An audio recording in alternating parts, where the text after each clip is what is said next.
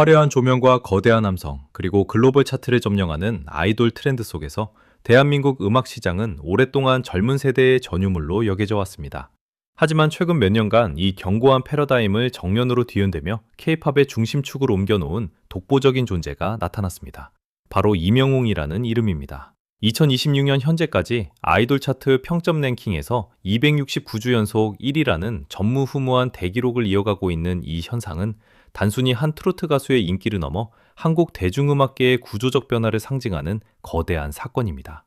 이것은 한 예술가의 성공 신화를 넘어 그동안 디지털 소외계층으로 분류되었던 중장년층이 어떻게 강력한 팬덤 비즈니스의 주역으로 부상했는지, 그리고 이들이 K-팝의 전통적인 소비 방식을 어떻게 재정의하고 있는지를 보여주는 완벽한 증거입니다.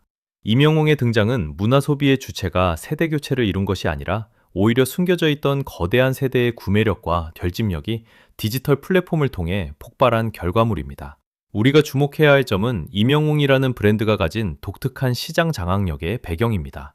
일반적으로 K-팝 시장의 전성기를 이끌었던 대형 기획사의 아이돌 그룹들은 화려한 퍼포먼스와 글로벌 타겟팅을 무기로 삼아왔습니다. 반면 임영웅은 대한민국 내수 시장, 특히 40대 이상의 중장년층이라는 확고한 타겟을 기반으로 성장을 시작했습니다. 과거 2세대는 음반을 직접 구매하거나 공연을 관람하는 수동적 소비자에 머물렀지만, 영웅시대라는 이름 아래 조직화되면서 디지털 스트리밍과 투표 시스템을 완벽하게 학습했습니다. 이들이 보여주는 폭발적인 응집력은 음원 차트의 생태계를 근본적으로 바꾸어 놓았습니다. 아이돌 그룹들이 신곡을 발표할 때마다 목표로 삼는 퍼펙트 올킬의 가장 큰 장벽이 대형 글로벌 팝스타가 아닌 임영웅이라는 단 한 명의 솔로 가수가 되었다는 사실은 현재 한국 음악 시장이 마주한 가장 흥미로운 역설입니다. 실제로 국내 최대 음원 플랫폼인 멜론과 지니에서 임영웅이 새 앨범을 발매할 때마다 벌어지는 이른바 차트 줄 세우기 현상은 단순한 유행을 넘어 하나의 사회적 현상으로 분석됩니다. 수많은 아이돌 팬덤이 밤낮으로 스트리밍을 돌리며 화력을 집중해도 임영웅의 음원이 상위권을 굳건히 지키고 있는 성벽을 넘기란 쉽지 않습니다. 이는 중장년층 팬덤의 스트리밍이 일시적인 이벤트가 아니라 일상적인 루틴으로 자리 잡았음을 의미합니다. 새벽부터 심야까지 끊임없이 재생되는 이들의 조직적인 화력은 디지털 미디어 시대의 팬덤과 가질 수 있는 가장 강력한 권력의 형태를 보여줍니다. 이러한 지속성은 반짝 인기를 얻고 사라지는 수많은 서바이벌 출신 스타들과 임영웅을 구별짓는 결정적인 차이점입니다. 이러한 화력의 정점은 결국 데이터라는 객관적인 지표로 증명되었습니다.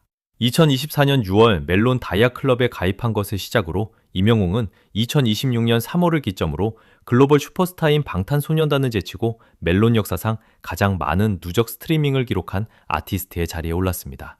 2026년 5월 말 기준으로 139억 회를 돌파한 이 수치는 지금도 보름 남짓한 시간마다 1억 회씩 가파르게 증가하고 있습니다. 전 세계를 무대로 활동하는 글로벌 그룹의 기록을 순수하게 국내 팬덤의 결집력만으로 넘어섰다는 사실은 K-팝의 다변화된 생태계 속에서 내수 시장의 절대적 강자가 가질 수 있는 파괴력이 어디까지인지를 명확하게 보여주는 지표입니다. 이는 글로벌화만이 유일한 정답으로 여겨지던 현대 K-팝 시장에 강력한 메시지를 던집니다. 영웅시대가 구축한 이 거대한 세계관은 디지털 공간을 넘어 오프라인 극장가로까지 확장되며 그 영향력을 더욱 공고히 했습니다. 임영웅의 콘서트 실황을 담은 영화 I'm Hero로 더 파이널이 기록한 성과는 극장가 생태계마저 뒤흔들었습니다. 과거 방탄소년단의 러브 유어셀프인 서울이 보유하고 있던 기록을 깨고 34만 3천 명 이상의 관객을 동원하며 대한민국 역대 콘서트 실황영화 흥행 1위라는 대기록을 세운 것입니다.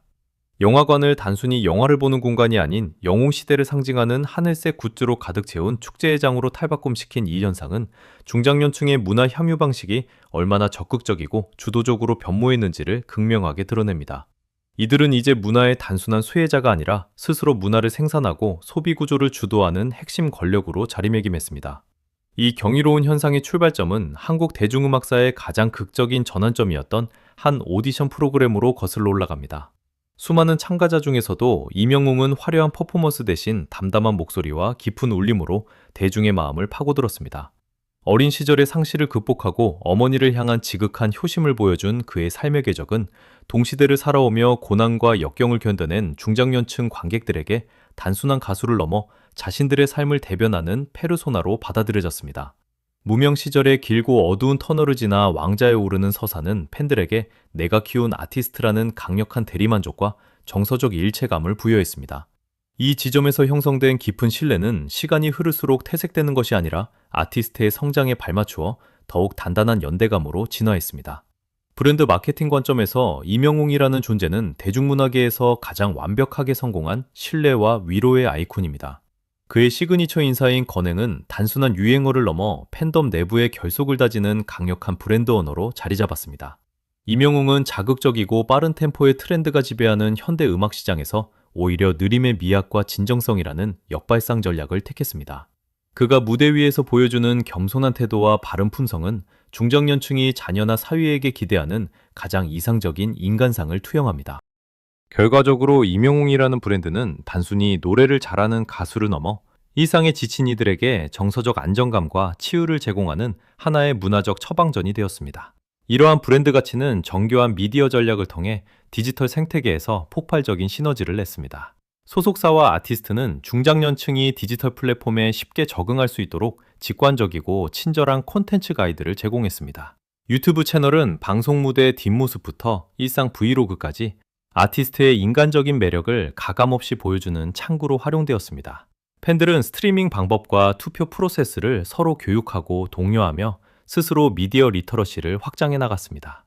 전유물로 여겨졌던 알고리즘의 선택을 받기 위해 영웅시대는 매일 특정 시간대에 집단적으로 음원을 재생하고 영상 댓글을 관리하는 등 최고 수준의 디지털 집단지성을 발휘했습니다. 이는 기술의 발전이 특정 세대를 소외시키는 것이 아니라 적절한 동기부여와 결집력이 있다면 오히려 새로운 문화 권력을 창출하는 도구가 될 수 있음을 입증한 사례입니다. 경제적 관점에서 영웅시대가 보여주는 구매력과 결집력은 기존의 아이돌 팬덤을 압도합니다. 이들은 안정적인 경제력을 바탕으로 앨범 구매, 콘서트 예매, 공식 굿즈 소비뿐만 아니라 아티스트가 광고하는 제품의 매출까지 전방위적으로 견인합니다. 이명웅의 얼굴이 담긴 제품은 출시와 동시에 품절 사태를 빚고 그가 모델로 활동하는 기업들의 브랜드 가치는 수직 상승합니다.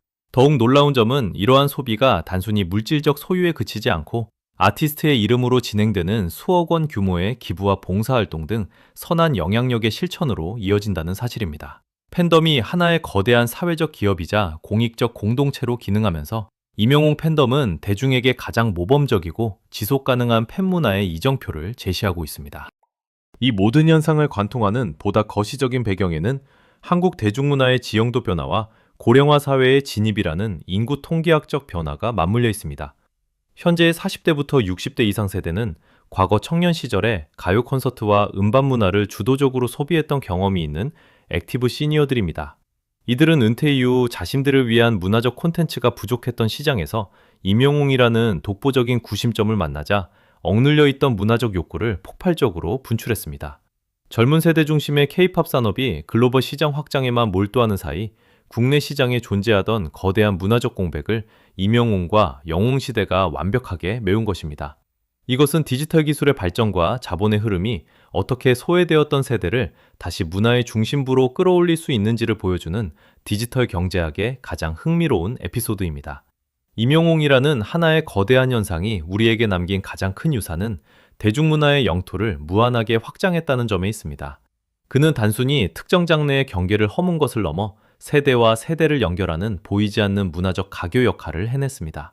젊은 세대가 주도하던 디지털 플랫폼에 중장년층이 대거 유입되면서 부모와 자녀가 같은 아티스트의 음악을 공유하고 함께 콘서트장을 찾는 독특한 풍경이 일상화되었습니다. 이 과정에서 이명웅은 세대 갈등이 심화되는 현대사회에서 음악이라는 매개체를 통해 가족 간의 유대감을 회복시키는 정서적 치유의 아이콘으로 자리매김했습니다. 지표와 데이터로 증명된 그의 압도적인 성취들은 결국 사람의 마음을 움직이는 가장 강력한 무기는 화려한 포장지가 아닌 진정성이라는 불변의 진리를 다시금 깨닫게 만듭니다. 우리가 이명웅의 성공을 통해 바라보는 K-팝의 미래는 매우 다채롭고 희망적입니다. 그의 행보는 글로벌 시장만을 바라보며 획일화되어 가던 한국 기획사들에게 내수 시장의 무한한 잠재력과 세대별 타겟팅의 중요성을 정면으로 일깨워 주었습니다. 롱런하는 아티스트 브랜딩이란 결국 팬들과의 깊은 정서적 연대와 신뢰를 바탕으로 해야 한다는 점을 증명한 것입니다. 디지털 기술이 고도화될수록 오히려 인간적인 온기와 위로를 담은 아티스트의 가치는 더욱 높아질 것이며, 임영웅이 개척한 비즈니스 모델은 향후 다양한 장르와 아티스트들에게 새로운 생존 전략의 나침반이 될 것입니다. 결국 임영웅이라는 시대의 페이지는 단순한 흥행 기록의 나열이 아니라 소외되었던 세대가 스스로의 목소리를 찾고 문화의 주역으로 우뚝 선 혁신의 연대기입니다. 2026년 오늘날까지도 매일 새로운 기록을 써내려가고 있는 그의 거침없는 여정은 우리에게 중요한 질문을 던집니다. 진정한 문화적 영향력이란 과연 무엇인가? 임영웅과 영웅시대가 함께 만들어가는 이 위대한 서사는 기술과 트렌드가 아무리 변해도 음악이 가진 본질적인 힘, 즉 사람을 위로하고 삶을 변화시키는 기적은 영원히 유효하다는 것을 완벽하게 증명해내고 있습니다. 그리고 이 놀라운 이야기는 한국 대중음악이 나아갈 또 다른 미래를 향해 지금 이 순간에도 끊임없이 전진하고 있습니다.